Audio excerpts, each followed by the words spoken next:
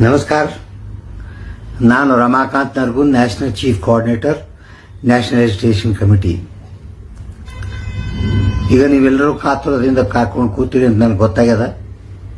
ಕಾರಣ ಎಲ್ಲರ ತಲೆಯಲ್ಲೂ ಈ ಡೆಲ್ಲಿಗೆ 9, 10, 11 3 ದಿವಸ ನಾವೇನು ಧರಣಿ ಕಾರ್ಯಕ್ರಮಗಳನ್ನು ಮಾಡಿದ್ವಿ, ಅದರದ್ದು ಏನು ರಿಸಲ್ಟ್ ಬಂತು ಎಲ್ಲರೂ ನೀವು ವೇಟ್ ಮಾಡ್ತಾ ಇದ್ದೀರಿ.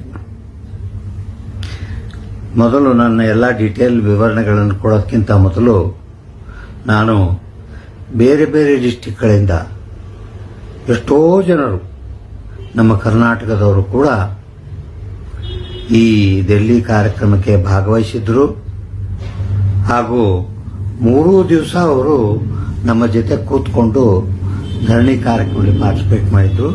ಇದಕ್ಕೆ ನಮ್ಮ ನ್ಯಾಷನಲ್ ಎಜುಕೇಷನ್ ಕಮಿಟಿ ವತಿಯಿಂದ